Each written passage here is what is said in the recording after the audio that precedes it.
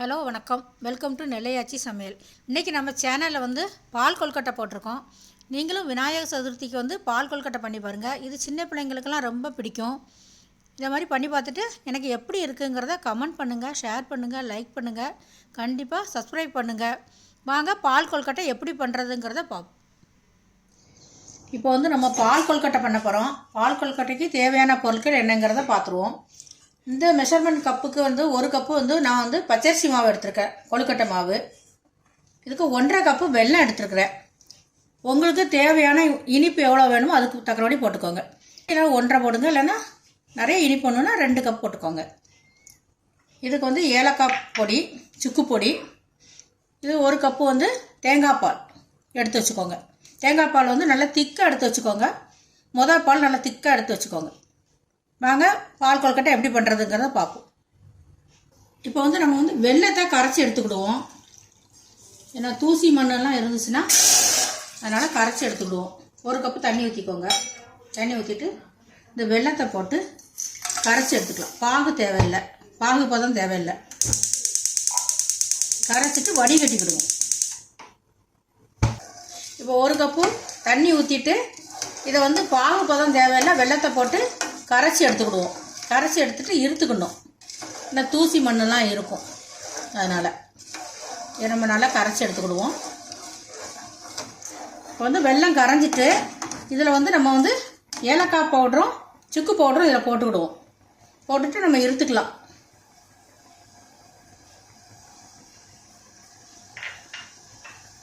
ஏலக்காய் பவுடரும் சுக்கு பவுடரும் போடுங்க, நல்லா வாசமாக இருக்கும்.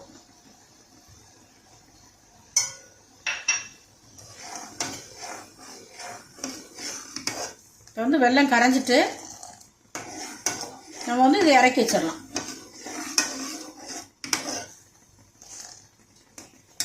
இப்போ மாவு கிளறதுக்கு நம்ம 2 கப்பு வெந்நீர் சூடு பண்ணிக்கிடுவோம். நல்லா கொதிக்கட்டும் தண்ணி.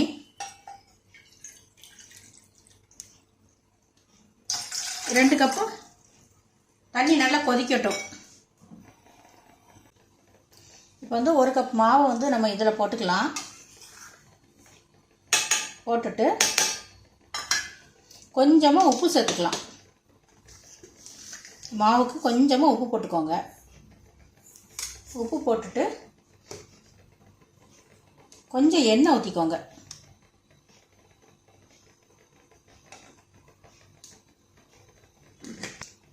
உப்பும் எண்ணெயும் போட்டுட்டு நல்லா கிளறி விட்டுக்கிடுவோம்.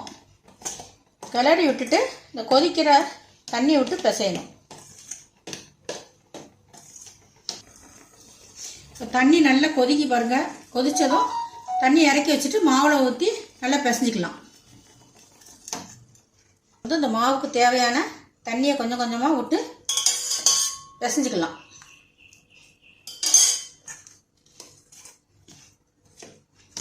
சப்பாத்தி மாவு மாதிரி பிசைஞ்சிக்கோங்க. ரொம்ப இறுக்கமாகவும் வேண்டாம், ரொம்ப லூஸாகவும் வேண்டாம்.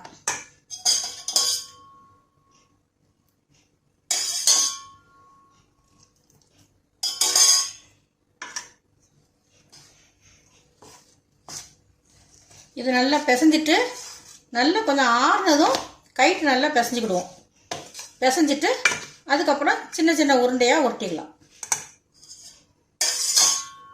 இப்போ கையில் கொஞ்சம் எண்ணெயை தடவிட்டு இந்த மாதிரி நல்லா பிசைஞ்சிக்கோங்க. கொஞ்சம் சூடு ஆறுனதும் இது ரொம்ப இறுக்கமாகவும் இருக்க வேண்டாம், தளராகவும் வேண்டாம். இதை மாதிரி சப்பாத்தி மாவு மாதிரி இதை மாதிரி பிசைஞ்சிக்கோங்க. இதை மாதிரி பிசைஞ்சிட்டு ஒன்று போல் நல்லா பிசைஞ்சிட்டு இதை குட்டி குட்டி பாலாக உருட்டி போடணும். கையில் எண்ணெயை தடவிட்டு குட்டி குட்டி பாலாக இதை மாதிரி உருட்டி வெந்நீரில் போட்டு எடுக்கணும். பாலாவும் போடலாம், இல்லை இதை மாதிரி நீட்டமாகவும் போடலாம்.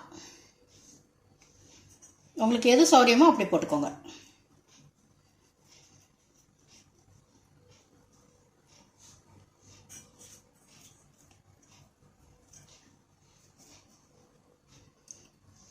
சின்ன சின்னதாக போட்டுக்கோங்க. உருண்டை சின்ன சின்னதாக உருட்டி உருட்டி போட்டுக்கோங்க. இப்போ வந்து நம்ம வந்து தண்ணியை கொதிக்க வச்சுக்கிடுவோம். ஒரு அகலமான பாத்திரத்தில் வந்து தண்ணியை கொதிக்க வச்சுக்கிடுவோம். 1 கப்பு மாவு போட்டிருக்கோம், அதுக்கு 3 கப்பு தண்ணி ஊற்றிக்கிடுவோம். நல்லா கொதிக்கணும் தண்ணி.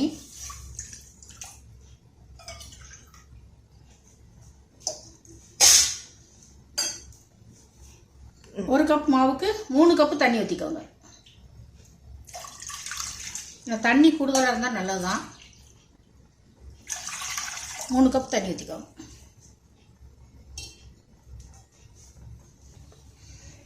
இதே மாதிரி சின்ன சின்ன உருண்டையாக பாலாக உருட்டி வச்சுக்கோங்க.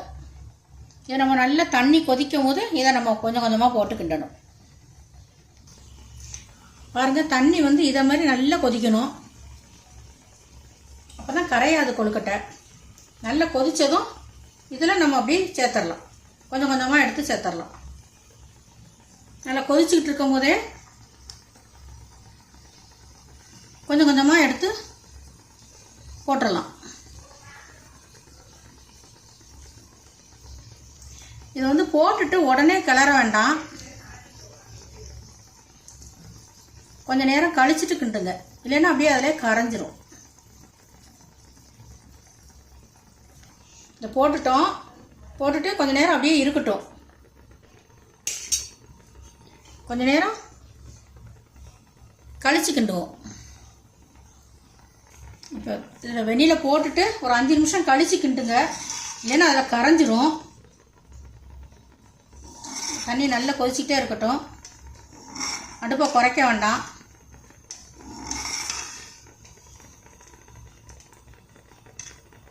நல்லா வேகட்டும்.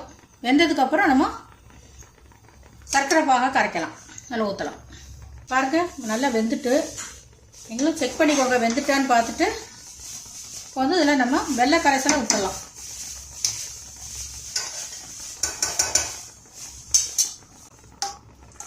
நல்லா கொழுக்கட்டை வெந்ததுக்கப்புறம் வெள்ளை கரைசலை விட்டுருவோம்.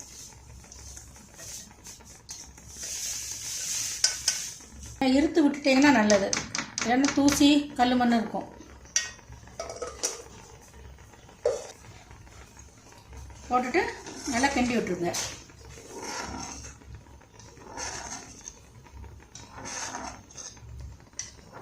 கொஞ்சம் தேங்காய் பூ போட்டுக்கலாம்.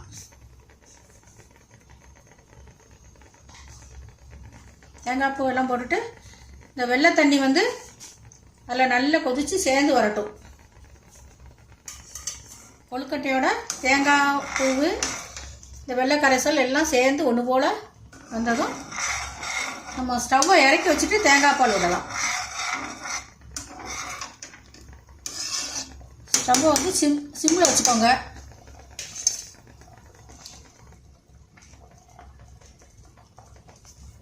ஏன்னா தேங்காய் பால் விடும்போது தெரிஞ்சிடக்கூடாது.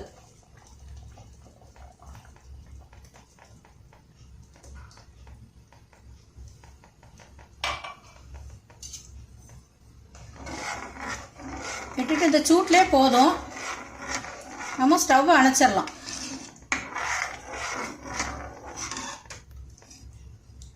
இது நம்ம இப்போ தண்ணியாக இருக்கிற மாதிரி இருக்கும். நேரம் ஆற கட்டியாக வந்துடும். உங்களுக்கு ரொம்ப கட்டியாக இருந்தாலும் கப்பில் ஊற்றி குடிக்கும் போது இதாக இருக்கும். இது தண்ணியாக இருந்தால் நல்லாயிருக்கும்.